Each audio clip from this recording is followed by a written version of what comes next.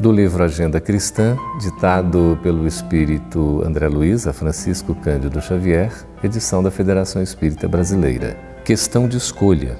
Procure um delinquente e encontrará muitos malfeitores.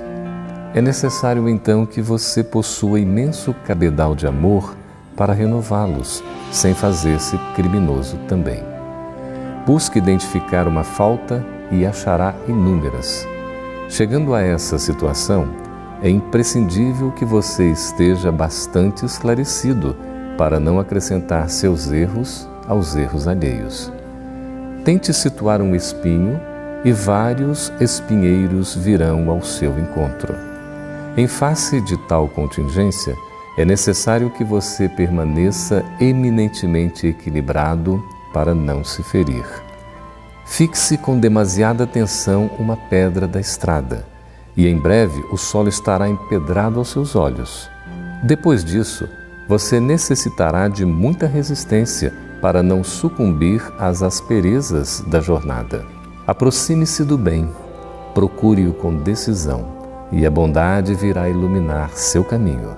Somente aí você surgirá perfeitamente armado para vencer na guerra contra o mal. Aproveite bem o seu dia. Somente hoje à luz do presente, dia como este dia em toda a vida, terás este somente. Recorda isso e atende a todo o bem que desejes fazer, prestação de serviço em socorro de alguém, atenção no dever, felicidade e paz, esperança e carinho, que aspires a plantar em lances do caminho, alegria, favor, dádiva que pretendas ofertar, relações que precisas recompor, gentilezas no lar, trabalho, o mais singelo e aquele que mais custe, revisão, reajuste, corrigenda, perdão, provas de estima e consideração, apoio espiritual em simples frases, nas tarefas que abraces e abençoes, que nada disso atrases, nem deixes que fazer para depois, porque o tempo não volta, contando sempre aquilo que se fez, e dia igual a hoje só terás uma vez.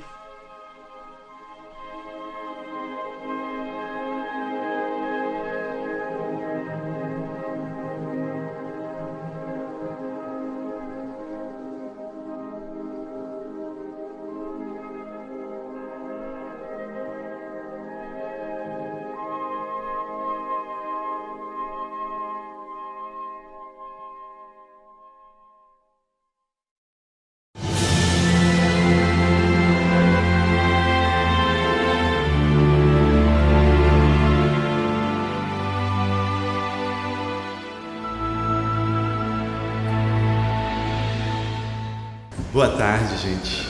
É uma alegria tê-los aqui conosco para participar desse momento de encontro, cujo objetivo é refletirmos mais a respeito do momento que vivemos.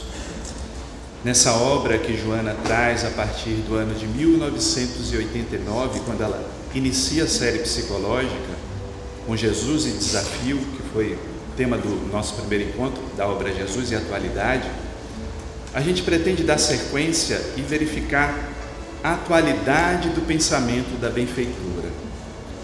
Como ela já vislumbrava que passaríamos por desafios importantes no caminhar da humanidade. Como ela verificava que, apesar dos avanços que tivemos, das inúmeras conquistas da ciência e da tecnologia, ainda falta para esse homem, essa mulher da era moderna, sintonizar-se consigo mesmo, com o divino que habita cada um de nós e trazer, a partir dessa perspectiva, as respostas profundas que precisamos para esses momentos desafiadores, porque a gente não sabe quais serão as novas conquistas da humanidade, tamanha é a velocidade com que ocorrem nos dias atuais. Quais os nossos fatores perturbadores? Porque essa é a temática proposta por Joana de Ângeles. Fatores de perturbação. Eu creio que se perguntássemos para cada um, haveria uma lista de fatores de perturbação que conseguem nos tirar do sério, que conseguem nos agitar, que conseguem fazer com que nós saiamos do centro e percamos muitas vezes o equilíbrio. E é importante que percebamos o que consegue nos perturbar nessa era moderna. O que consegue fazer com que você saia daquele ponto que seria o ponto ideal para agir, para se relacionar. Porque somente quando conseguimos perceber esses fatores, percebemos aqueles aspectos que devem começar a ser trabalhados dentro de nós mesmos. E vamos encontrar diversos fatores de perturbação, como a própria benfeitora Joana de Ângeles diz: a ansiedade, o medo, a solidão. Mas normalmente nós colocamos o fator de perturbação fora. Dizemos que é o outro que consegue nos perturbar. É claro que no relacionamento humano, muitas vezes nos deparamos com pessoas difíceis no trato. Mas eu fico a me perguntar, mas será que cada um também não reconhece a sua própria dificuldade? Será que eu não sou a pessoa difícil do outro? Porque essa é a parte que eu posso mudar. O outro eu não posso transformar. O outro eu não posso burilar, mas eu posso trazer o exemplo. Somente a partir da minha transformação. Então a proposta é que a partir da identificação desses fatores que conseguem nos perturbar, verifiquemos o que falta para que nós não nos perturbemos mais com essas ocorrências externas. Porque se nós aguardamos uma mudança do outro, uma mudança das circunstâncias, uma mudança social, global, mundial, política, estamos transferindo para o outro a responsabilidade que nos cabe de tomar consciência de si e fazer o movimento que propiciará que eu não mais me perturbe quando o outro vier com um conflito ou com sua atitude menos agradável para comigo, porque estarei construindo as resistências morais, as resistências psicológicas e espirituais para lidar com os fatores de perturbação. Seguindo na sua análise psicológica, a benfeitora nos apresenta que possuir, dominar e gozar por um momento são a meta a que se atira desarvorado. Então a benfeitora já começa a apresentar pistas do que faz com que a gente perca o rumo do equilíbrio interno. Possuir. Ela está falando do complexo de poder, porque quando cindimos com a nossa alma, quando não nos percebemos mais como espíritos numa trajetória de crescimento, quando perdemos a noção do valor intrínseco, a gente quer transferir o valor para as coisas e começa numa luta desarvorada por possuir. Nunca consumimos tanto. Quando adentramos por um consumismo inconsciente, que demonstra o desconhecimento de si mesmo e do valor intrínseco, porque se pensarmos bem, precisamos de muitas poucas coisas para termos uma vida digna. Não bastasse possuir, queremos dominar. A força bruta ainda faz parte do nosso comportamento. A violência ainda está muito próxima do ser humano. Pensamos que a violência seja uma questão de política pública, de falta de policiais nas ruas, de negligência dos governos. Claro que eles também têm a sua parte de responsabilidade, mas a violência existe porque temos que reconhecer que ainda somos violentos como pessoas. A raiva ainda não foi transformada no nosso comportamento, elaborada, conhecida, canalizada na forma de uma indignação positiva, e por isso ainda violentamos, e a violência chega nesse clima social que nos assusta a cada dia. E esse ser inconsciente parte então para gozar, porque o hedonismo faz parte de todo um contexto dessa inconsciência que o psiquiatra espanhol Enrique Rojas chama de el hombre light, o homem light. O homem light, diz ele, é um homem inconsciente, superficial. Ele recebe uma quantidade enorme de informações, e nós todos os dias temos tantas informações naquela coisinha tão perniciosa chamada grupo de WhatsApp, que é um dos piores obsessores que existe. E vamos tendo informações, e não temos tempo de processar as informações que temos, e na maioria das vezes isso nos perturba também, quando não temos o nosso centro de equilíbrio para discernir o que precisamos do que não precisamos. E os nossos prazeres vão se tornando doentios, porque estamos separados da nossa alma, estamos separados da percepção profunda do ser que deve ser consciente. Há esperança nesse momento para terríveis enfermidades que destruíram gerações, enquanto surgem novas doenças totalmente perturbadoras. Por que será que surgem novas doenças? Senão porque nós, seres humanos, homens e mulheres modernos, continuamos doentes enquanto espíritos que somos. Somos almas enfermas, e por isso, mesmo que descobramos a cura de enfermidades antigas, como a hanseníase, a tuberculose e outras tantas doenças que eliminavam verdadeiras populações, e a ciência vem tratando cada vez com mais avanço, o que é notável, o que é fantástico. Mas enquanto permanecemos desequilibrados, o nosso corpo somatizará as doenças psicossomáticas. Mente e alma enfermas, corpo enfermo. E quando a nossa mente começar a fazer o processo oposto e começar a trazer para si uma saúde, uma vida saudável, a saúde do corpo também advirá. E mesmo que tenhamos algumas enfermidades que fazem parte natural da nossa evolução, passaremos de forma tranquila e amena pelas enfermidades do corpo, sem deixar que elas contaminem a nossa alma.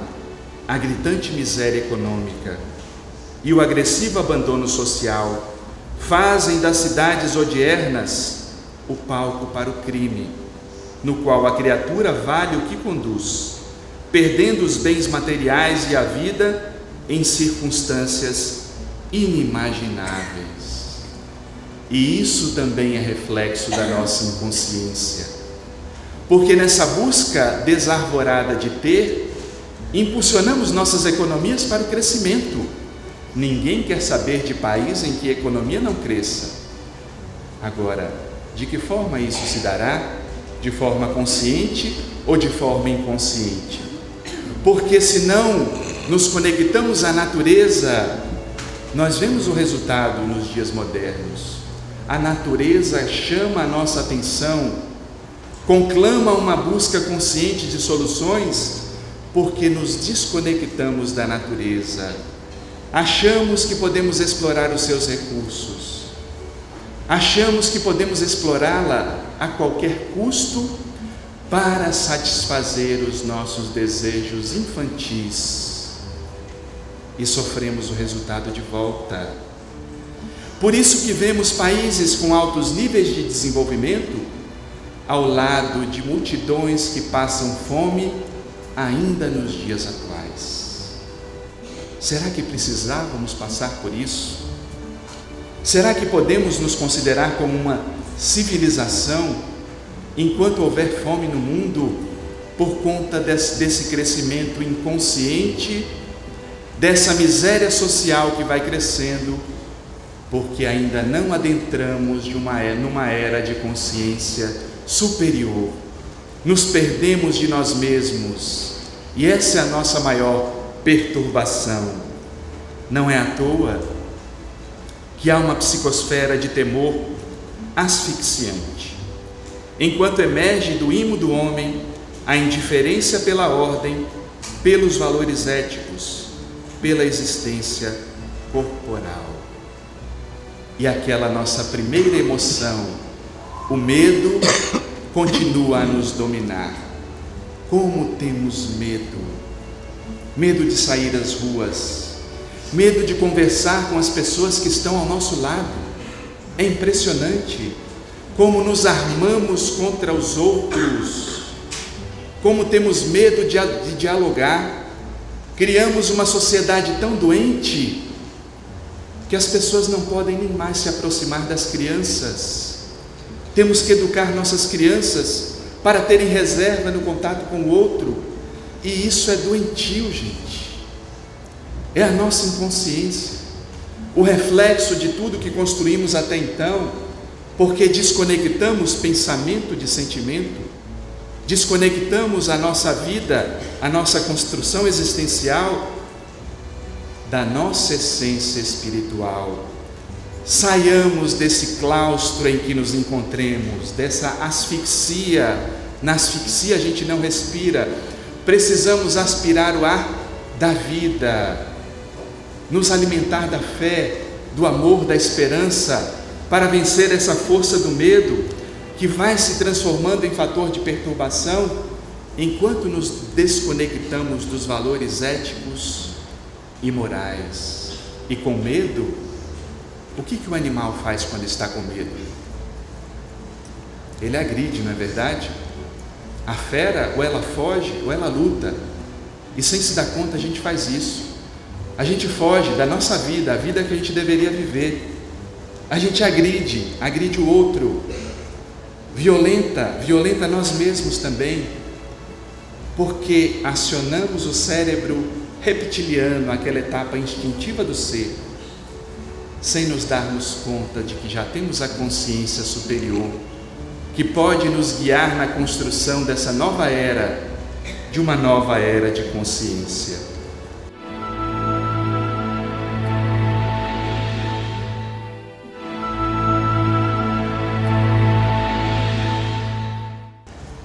E dentre os fatores de perturbação, Joana apresenta em primeiro lugar a rotina. A rotina. Acho que todos se lembram de Carlitos em Os Tempos Modernos, daquela mecanização e maquinização do homem, desse homem que se adentra e passa a viver como máquina. Porque quando somos prisioneiros do medo, a gente tenta, de certa forma, controlar o fluxo da vida e construir uma vida que não seja ameaçada. E muitas vezes caímos na ilusão de que, se tivermos uma vida rotineira, fazendo sempre as mesmas coisas, do mesmo modo, estamos protegidos. Lê do engano. Como já dizia o filósofo Heráclito de Éfeso, é impossível banhar-se no mesmo rio por duas vezes, porque na segunda vez o rio já não será mais o mesmo, as águas terão chegado ao mar e o homem também não será mais o mesmo. Toda experiência é nova, mesmo que pareça igual. E isso a gente aprende com as crianças. É impressionante como as crianças, muitas vezes, elas veem uma formiga andando no braço e acham aquilo uma maravilha. E é uma maravilha da vida, mas que nós, adultos sábios, vamos perdendo o contato e não percebendo que a vida tem esses detalhes mínimos, sutis, que não podem passar despercebido. Mas a rotina, a pior rotina, não é somente fazer as mesmas coisas, mas fazer as coisas de maneira inconsciente. Porque a gente pode até tentar mudar de atitude, conhecer novos lugares, andar com novas companhias, mas se a nossa atitude é rotineira, a gente vai tentar enquadrar a pessoa dentro daquilo que a gente deseja. E muitas vezes é por isso que os relacionamentos não dão certo, porque a gente vai com a expectativa do que o outro é e não permite que ele seja quem ele é efetivamente. A rotina pior é quando nos leva à indiferença pelo outro, porque nos desconectamos daquela porção de sentimento. Rotina vem de rota, e significa aquela rota que a gente percorre sempre, aquele mesmo caminho que a gente trilha. Por isso vem a questão: quais são as rotas que não precisamos mais percorrer? Enquanto humanidade, quais são os caminhos que a gente não precisa escolher mais? Será que ainda precisamos desse caminho da guerra que bate à nossa porta todo dia nos telejornais? Quando vimos atentados como um atentado recente, e a resposta imediata vem: as nações poderosas irão se juntar para bombardear o inimigo. Será que a gente não viu isso na história da humanidade? Será que a gente não sabe ainda como isso termina? Porque matam-se os inimigos, surgem outros, porque o ódio permanece contaminando os nossos sentimentos. A inconsciência permanece com esse homem, com essa mulher modernos, esse homem e essa mulher light, superficial, vazio, que não se percebe, vai dando as mesmas respostas sem aprender com a vida de que nós temos que investir na educação, na solidariedade, na fraternidade. Temos que investir no amor, no potencial humano e não esquecer essa base que temos, porque quando trilhamos os mesmos caminhos, a resposta rotineira, ela nos leva à inconsciência. Inconsciente de nós não crescemos, não avançamos no rumo da nova civilização. A cisão decorrente do pensamento cartesiano, na dicotomia do corpo e da alma, ensejou uma radical mudança nos hábitos da sociedade, dando surgimento a uma série de conflitos que irrompem na personalidade humana e conduzem a alienações perturbadoras. E eis o fator principal das nossas perturbações: separamos corpo e alma. A velha máxima de Descartes, essa cisão, essa interpretação de que somente uma vida material e utilitarista iria nos conduzir ao crescimento, é equivocada. Precisamos nos conectar com a alma, deixar que ela faça parte das nossas manifestações, e isso contaminou o nosso pensamento individual, contaminou a nossa psicologia. Não é à toa que Joana traz uma psicologia com alma, com alma. A essência do ser tem que estar presente para que a gente possa se perceber de maneira mais profunda.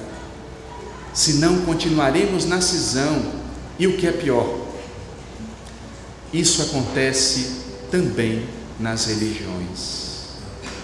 Quantas guerras de motivos religiosos, quantas guerras dentro dos templos religiosos, que ao invés de ser o local onde buscaríamos uma fonte de contato com Deus, muitas vezes, equivocadamente, se transforma em fonte de guerras, fofocas, conflitos, dissensões, onde cada um parece querer passar a perna no outro para fazer exaltar a própria personalidade e o ego, e perdemos contato com o que há de mais belo dentro da proposta religiosa, que é o encontro da criatura com o seu Criador. Vivemos uma proposta religiosa superficial, light, como diria o psiquiatra Rojas, e perdemos essa essência do que somos na luta, no afã de exaltar o nosso ego. Eu e minha imagem tem que prevalecer, tem que aparecer, e não a construção do ser vai sendo a dinâmica que alimenta esse processo. Essa cisão tem que ser curada dentro de cada um de nós, para que paremos esse movimento de inconsciência e possamos dar apoio às multidões famintas que precisam de consolo, que precisam de esclarecimento, que precisam de uma palavra amiga. E onde eles vão encontrar isso, se não dentro dos templos? Mas se nos templos nós não cuidamos desse templo interno, não poderemos oferecer aquilo que não temos. Por isso essa consciência conclama a cada um para a transformação. Mas a fim de fugir à luta desigual, o homem contra a máquina, os mecanismos responsáveis pela segurança emocional levam o indivíduo que não se encoraja ao competitivismo doentio à acomodação, igualmente enferma, como forma de sobrevivência. Quando não partimos na luta desenfreada para consumir, possuir, dominar, muitas vezes nos acomodamos, e a acomodação também é doença. São os dois opostos, os dois extremos daquele homem e daquela mulher que ainda não encontraram um ponto de equilíbrio, o ponto de equilíbrio, e continuam vivendo uma vida vazia. E aí vem a questão: se eu não faço a minha parte, se eu não faço aquilo que tenho que fazer dentro da dinâmica familiar, social, dentro da minha dinâmica espiritual, o que acontece com o outro que está à minha volta? Ele é sobrecarregado. É sobrecarregado porque cada um deve funcionar como uma peça dentro dessa engrenagem maior da vida, deve funcionar como uma peça ativa dentro desse contexto, mesmo a muito sacrifício, mesmo que esteja desanimado, mesmo sob os conflitos, mesmo que as condições ambientais não sejam favoráveis, a gente deve lutar internamente para fazer com que a vida ganhe em consciência, ganhe em profundidade, porque esse vazio nos conduz às doenças que nós temos visto nos dias atuais. Esse homem e essa mulher estabelecem algumas poucas metas que conquistam com relativa facilidade, passando a uma existência rotineira e neurotizante, que culmina por matar-lhe o entusiasmo de viver, os estímulos para enfrentar desafios novos. Acostumado a fazer as mesmas coisas, a pensar da mesma forma, quando não renovamos o nosso ser, vamos perdendo o entusiasmo. E em face das estatísticas que observamos, das psicopatologias, a humanidade está enferma porque perdemos o contato com a alma, perdemos o contato com o ser que somos. E rotina, como diz a benfeitora, é como ferrugem na engrenagem de preciosa maquinaria, que a corrói e arrebenta. Disfarçada como segurança, emperra o carro do progresso social e automatiza a mente, que segue o campo do raciocínio ao mecanismo cansador, deprimente. Basta observar as estatísticas da depressão e verificar que todos nós estamos com a engrenagem enferrujada. Tudo aquilo que a gente não utiliza vai perdendo força e vigor. E é interessante notar até a simbologia da natureza. O que acontece com a água parada? ela passa a não mais servir para o nosso consumo, e aquilo que deveria matar a nossa sede se transforma em fonte e focos de doença, como temos visto nos dias atuais. E assim ocorre com a energia que a gente não usa a favor da vida. Quando não acionamos o mecanismo de energia libertadora, ela se transforma em sombra no nosso psiquismo. Aquele amor que eu não exercito, aquela vontade de transformação, a dinâmica da vida que eu deixo estacionada vai se voltando contra mim. E um dos sinais disso é a depressão alarmante que encontramos nos dias atuais. O homem, prossegue Joana de Ângeles, é um mamífero biossocial, construído para experiências e iniciativas constantes, renovadoras. A sua vida é resultado de bilhões de anos de transformações celulares sob o comando do Espírito, que elaborou equipamentos orgânicos e psíquicos para as respostas evolutivas que a futura perfeição lhe exige. Somos resultado de bilhões de anos do processo evolutivo. Será que a vida demorou bilhões de anos para construir esse equipamento que nós temos hoje, para termos uma vida vazia? O que vocês acham?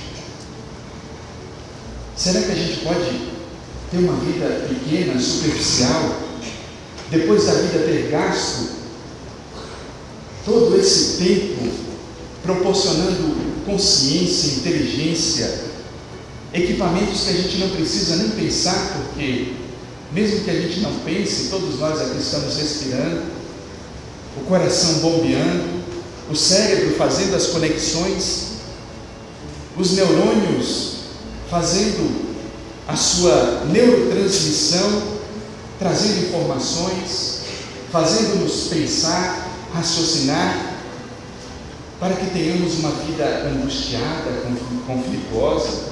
Ou será que a vida nos reserva algo muito mais profundo que a gente ainda nem se dá conta? E eu me permito que esse mecanismo acionador de consciência funcione? Pelo resultado da vida, temos percebido que não, que a dinâmica da vida tem trazido ainda pouca consciência a nós que já podemos dar saltos maiores do que damos atualmente.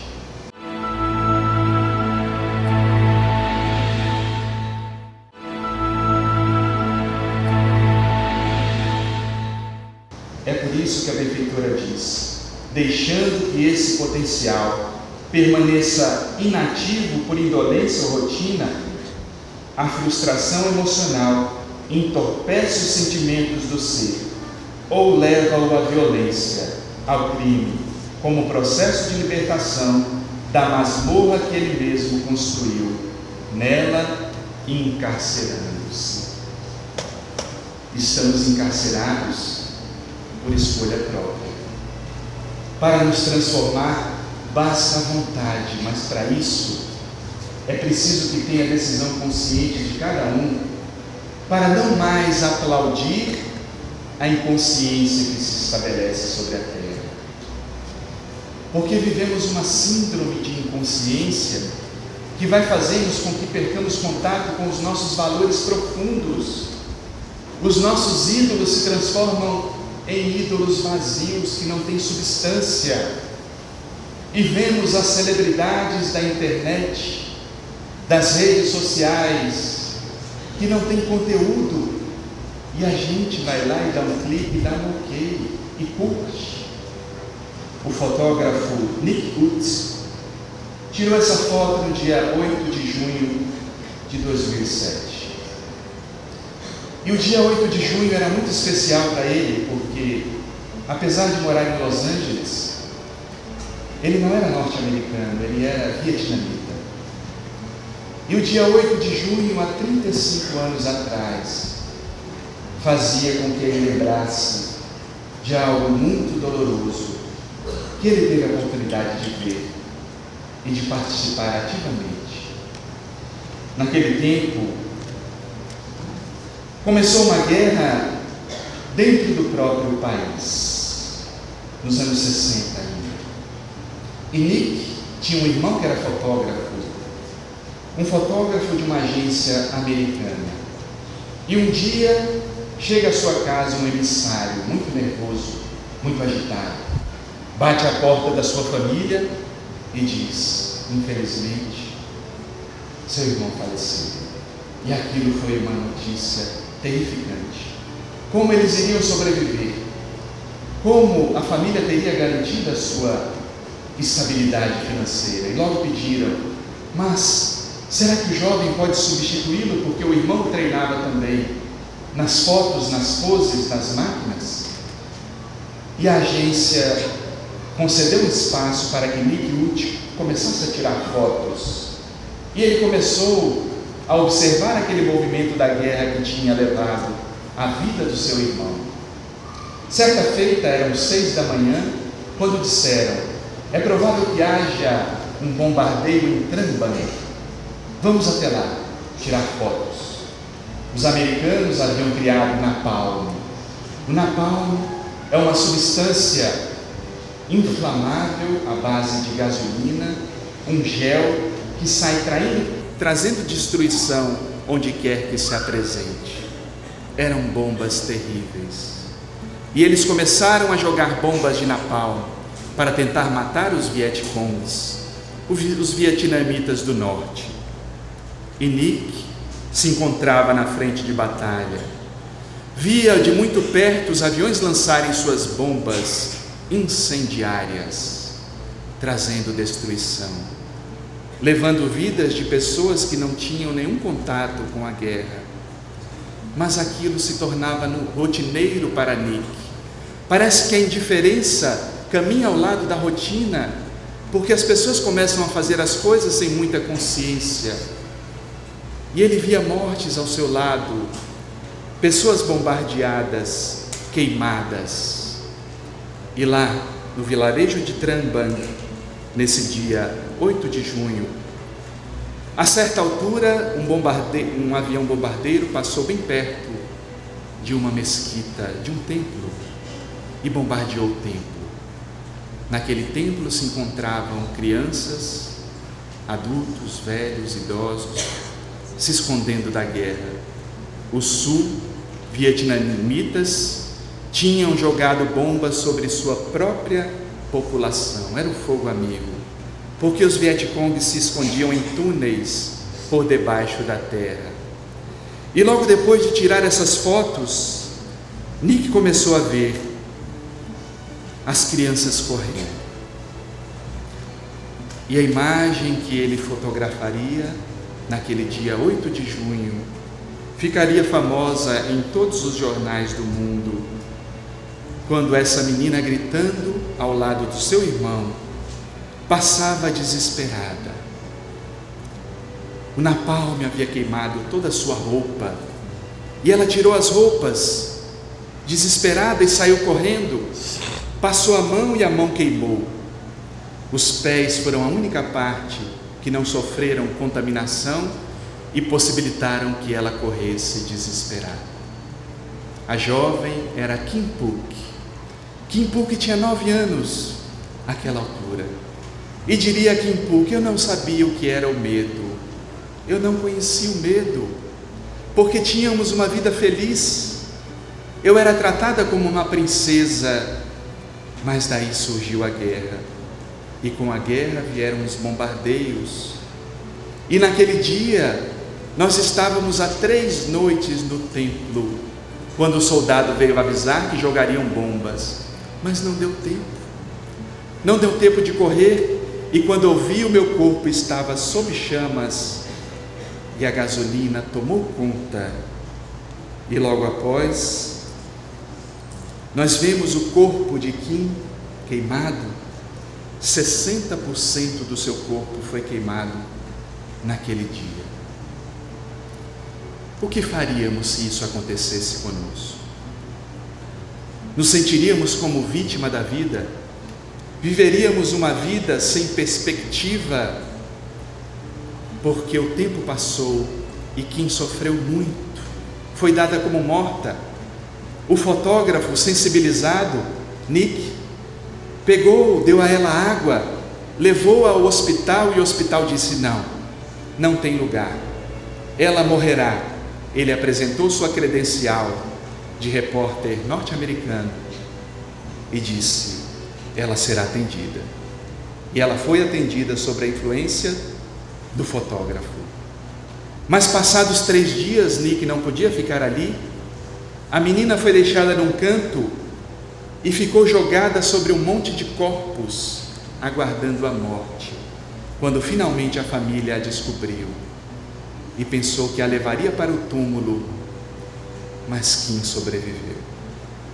Passou por tratamento, fez 17 cirurgias para a recomposição da pele e 2 anos após se encontrava com o mesmo fotógrafo. O governo passou a utilizar a sua foto como propaganda para mostrar o que os Estados Unidos faziam com as pessoas. É certo que havia inconsciência de um lado, mas a vida de Kim ficou presa e ela não podia fazer nada sem que as entidades governamentais aprovassem. Ela não pôde mais estudar como desejava.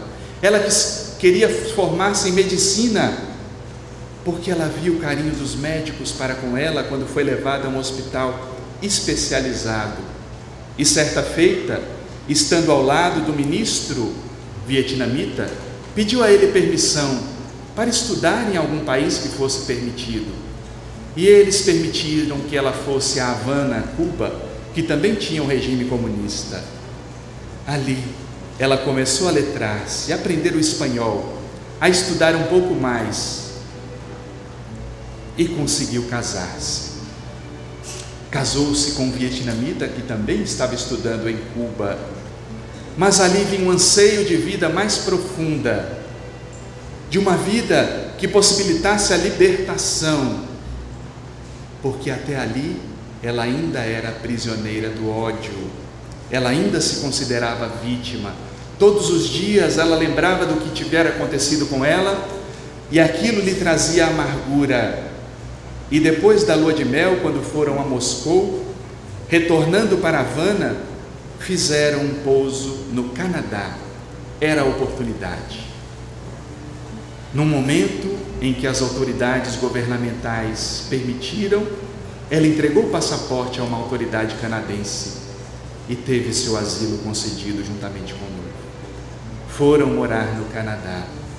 Ela queria ter uma vida normal, rotineira, mas mesmo conseguindo ter passado por isso e estabelecido uma vida normal, os fatores de perturbação ainda continuavam ao seu lado, porque, como diz Joana de Ângeles, os suportes morais e espirituais contribuem para a mudança da rotina.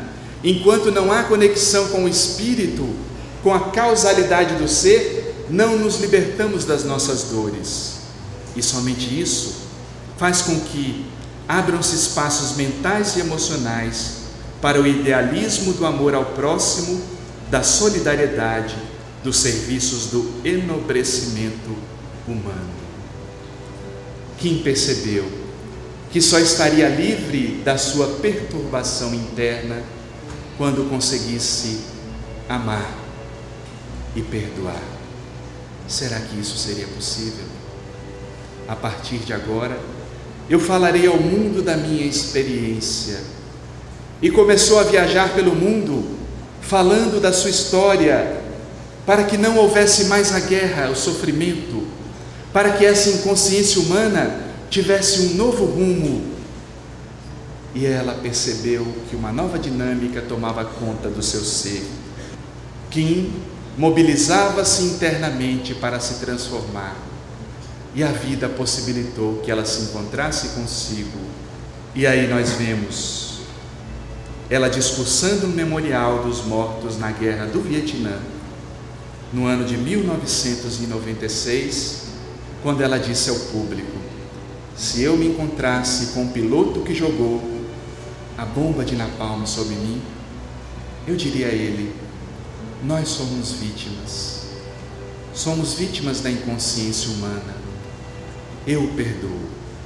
E um daqueles condutores responsáveis pelo carregamento das aeronaves se encontrava presente, John Plummer.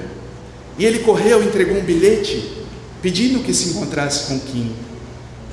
Kim acedeu ao encontro e pôde abraçá-lo nesse encontro que tiveram em Washington. Ela o perdoava, porque o maior inimigo, dizia ela, o maior inimigo não é o externo, de fora. O meu maior inimigo, o meu maior fator de perturbação era o ódio que eu carregava dentro de mim, era a inconsciência que eu conduzia e que fazia que pensasse nas dores todos os dias. E aí está ela, carregando nos braços o seu filho. Tem 2 filhos. E embora o corpo queimado, a alma se encontra liberta. E ela dirá, para concluir: por haver conhecido a guerra, hoje sei o valor da paz. Por ter vivido em um governo autoritário, agora sei o valor da liberdade. Por conviver dia a dia com a dor, aprendi o valor da saúde e o poder curativo do amor. Por ter perdido tudo, aprendi a valorizar o que a vida me permite ter. Por ter vivido com ódio e medo, agora sei o valor da fé e do perdão. O napalm é uma arma poderosa, mas não é nada quando comparada à fé, ao perdão e ao amor de Deus. Que não deixemos que os fatores de perturbação nos comandem. E nesses dias, quando a sonda explora Vênus, aproveitemos para explorar o nosso amor, expressando para a humanidade, porque assim não deixaremos que os fatores de perturbação nos vençam.